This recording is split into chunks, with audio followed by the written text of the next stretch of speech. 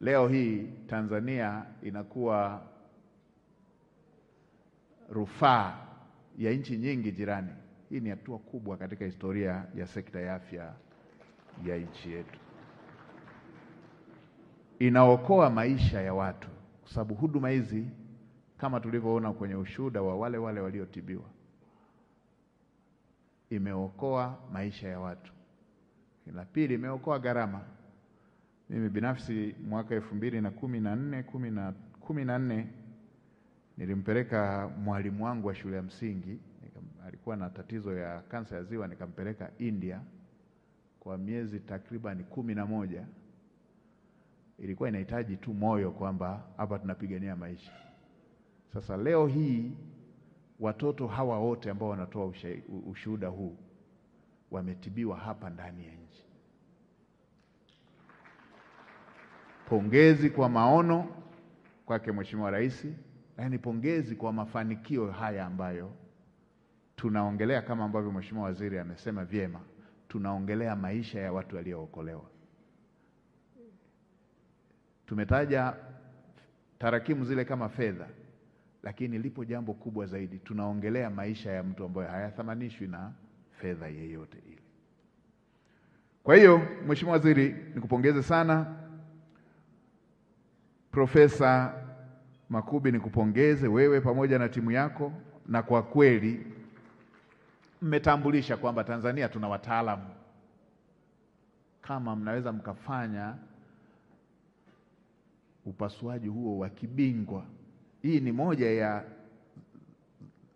zile categories za matibabu ya kibobevu kweli kweli. Haya mnayoyafanya, figo, uroto, si mambo ya kawaida hivi. Wakati mwingine sisi wa Tanzania tunapenda kujidogosha hivi, lakini fuatilieni nchi ngapi Afrika wanaweza kufanya jambo la kibingwa la aina hii. Si jambo dogo hivi. Nirejee tena kipekee kupongeza Umoja wa Wanawake Tanzania unaoongozwa na Mheshimiwa Mary Chatanda. Nilikwisha kuwapa pongezi wakati naanza kuleta salamu, lakini mridhie nikoleze wino kwenye hili. Mheshimiwa Mwenyekiti, umefanya jambo kubwa sana wewe pamoja na timu yako, na naweza hata kusema mmefanya jambo ambalo si wengi walitarajia, kwamba hata profesa mwenyewe hakutarajia. Amekiri hapa kwamba kwa kweli hakuwaomba na wala hakutarajia kwamba mtaitikia tena na kuweka uzito mkubwa wa kiwango hiki. Hongereni sana. Mmeonesha jinsi ambavyo mmeielewa falsafa ya Mheshimiwa Rais. Mmeonesha jinsi ambavyo mmeelewa ilani mlioinadi wenyewe. Mmeonesha jinsi ambavyo mnaguswa na maisha ya Watanzania. Hongera sana Mheshimiwa Mwenyekiti. Hongereni wote UWT kwa kitendo hiki mlichokifanya.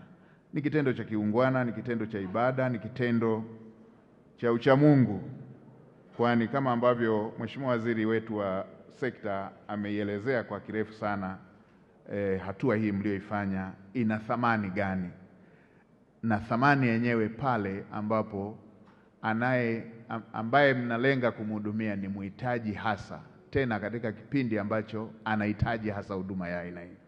Hongera sana Mheshimiwa Mwenyekiti. Gharama hizi ambazo zinatajwa kwa mtoto mmoja, kwa namba, kwa tarakimu, unaweza ukaziona ni za kawaida, lakini kwa Mtanzania wa kawaida mwenye mtoto mwenye tatizo hilo, jambo la aina hii ni kubwa sana. Ni jambo kubwa sana, na liko katika hatua nyingi. Hatua ya kwanza, chukulia katika mazingira ambapo matibabu haya yakiwa hayapatikani hapa ndani ya nchi. Alafu hatua ya pili, weka ile gharama. Hatua ya tatu, jambo lenyewe tunaloongelea sio luxury, ni maisha. Kwa hiyo hiki ni kitu kikubwa sana, na ndugu zangu wa Tanzania, tuendelee kumpongeza Mheshimiwa Rais kwa kweli, kwa sababu amewekeza sana kwenye sekta hii ya afya.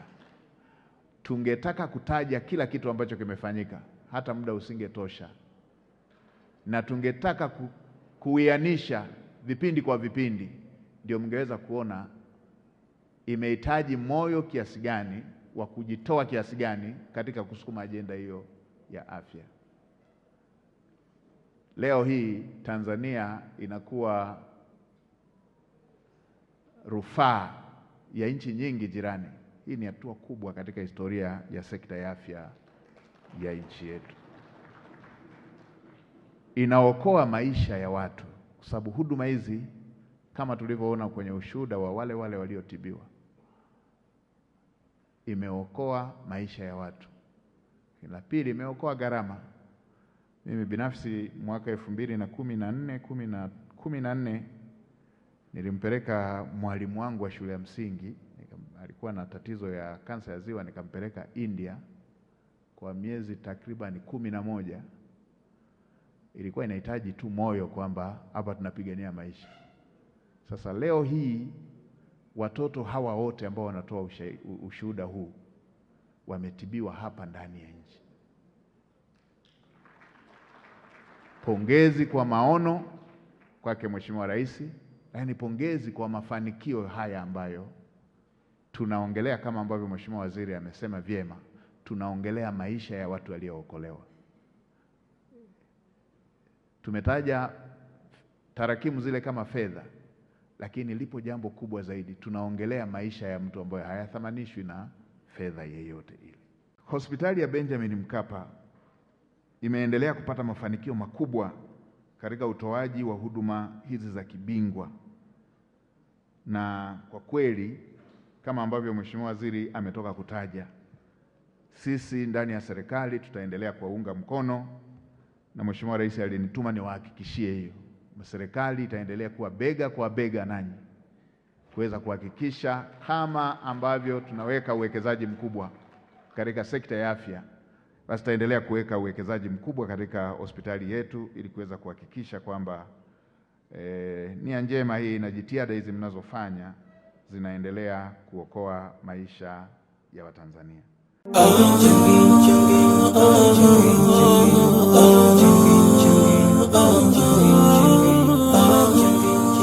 Baada ya kulikunjua jamvi la Harambee makao makuu ya An-Nur FM, sasa ni zamu ya Bumbwini, kaskazini mwa kisiwa cha Unguja. Wana Bumbwini, sasa hii ni zamu yenu. Uongozi wa Radio An-Nur FM kwa furaha kubwa unapenda kualika wadau wote wa Radio An-Nur FM, wasikilizaji, wapenzi na Waislamu wote kwa ujumla katika harambee kubwa kabisa kuichangia Radio An-Nur FM inayotarajiwa kufanyika tarehe 15 mwezi wa 8 2026 katika viwanja vya skuli ya sekondari ya Bumbwini Makoba. Wana Bumbwini, wilaya ya Kaskazini B, sasa tunakwenda kuwasha moto.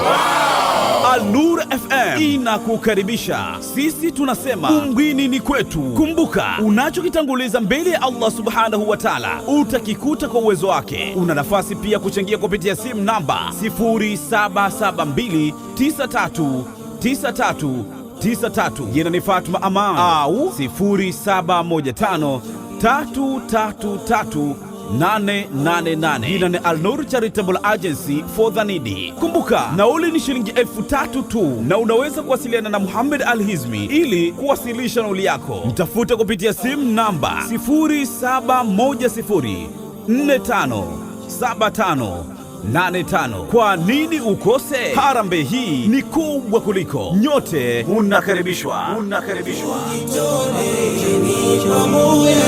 Kuchangia nuru yenye muongozo sawa.